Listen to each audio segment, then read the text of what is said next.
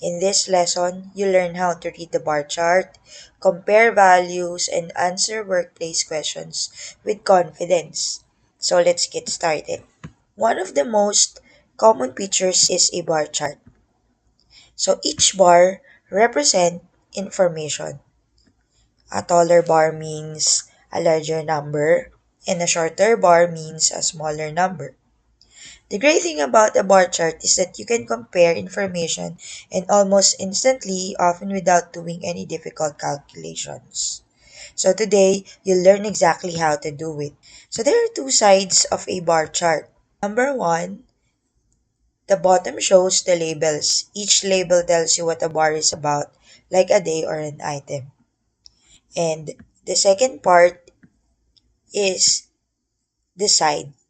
It shows the numbers and it tells you how many. When you combine the bottom labels and the numbers on the side, you can understand exactly what each bar represents. Think of it this way. The label tells you what, and the number tells you how much. Reading a single bar is easier than you might think.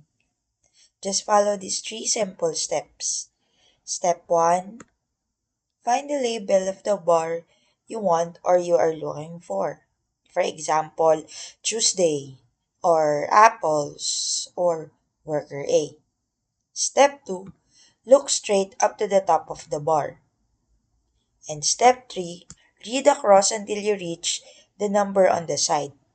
Aling Marites runs a sari-sari store in Tagum City, Davao del Norte. Every day, she records how many bottles of soft drinks she sells. Instead of writing the numbers in a list, she used a bar chart.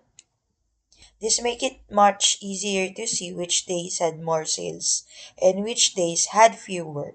So she tracks how many bottles of soft drinks she sells each day. So for our questions, how many bottles did she sell on Tuesday? Pause this and think of how many bottles she did sell on Tuesday. Our answer is 8 bottles. That means Aling Marites sold 8 bottles on Tuesday. Notice, we never looked at the other bars. We stayed on the Tuesday bar from the start to finish. This simple habit helps us avoid reading the wrong value. Whenever someone asks about a specific day, always begin with the label before reading the numbers. Reading one bar is useful, but one of the greatest advantages of a bar chart is that it lets us compare information quickly. Now take a look at all the bars. Can you immediately see which one is the tallest? So that's Wednesday. The tallest bar represents the largest number, which means Wednesday had the highest sales.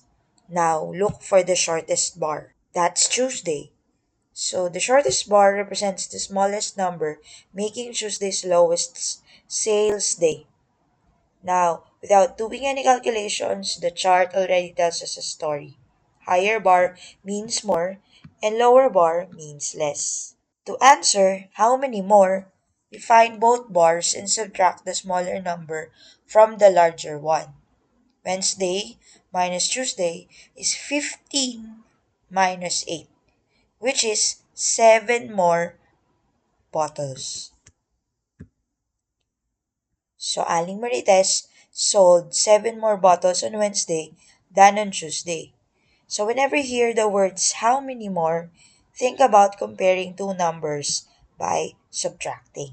Now, let's talk about a mistake that many people make. Sometimes learners see familiar word in the story and immediately choose the wrong bar. For example, they might read the name of a worker or a product instead of reading the values shown by the chart. So, we have to remember that the question is asking about the number, not just the name. So, always start by finding the correct label. Then follow the label to its matching bar. And finally, read the value carefully. Taking a few extra seconds to follow these steps can prevent simple mistakes and help you answer with confidence. Let's look at another mistake that happened when reading bar charts. Sometimes people answer too quickly. They see the word most and people point to the first bar they notice, or they think least means the first or last item on the chart. But that's not how bar chart work. The word most always means the largest value, and the word least always means the smallest value. Instead of guessing, look carefully at the height of each bar, then read the value that matches it. Another helpful tip is to read straight across to the correct row.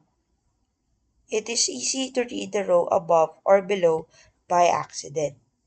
So looking one line too high or too low can give you the wrong answer. So take your time, and accuracy is always more important than speed. Which item has the most in the stock? Take a moment to compare all the bars. Pause for 3 seconds and let's check. So the tallest bar belongs to the spoons. The value is 60. Number 2. How many more plates are there than glasses? So first, find the two bars. Plates show 40 and glasses show 25. So here's the plates and here's the glasses.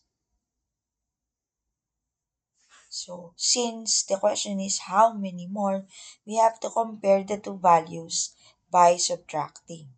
So 40 minus 25 is equal to, that is 15. So there are 15 more plates than glasses. So excellent work. Today you learned how to read a workplace bar chart with confidence. Let's remember the most important ideas. A bar chart uses bars to represent numbers. The taller the bar, the larger the value. The shorter the bar, the smaller the value. And always begin by finding the correct label. Then follow the bar to its value.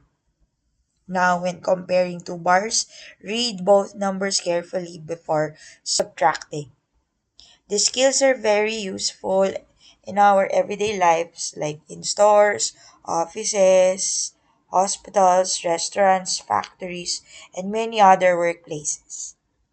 The more you practice, the faster and more confident you'll become. So, thank you for learning with me, and I'll see you in our next lesson.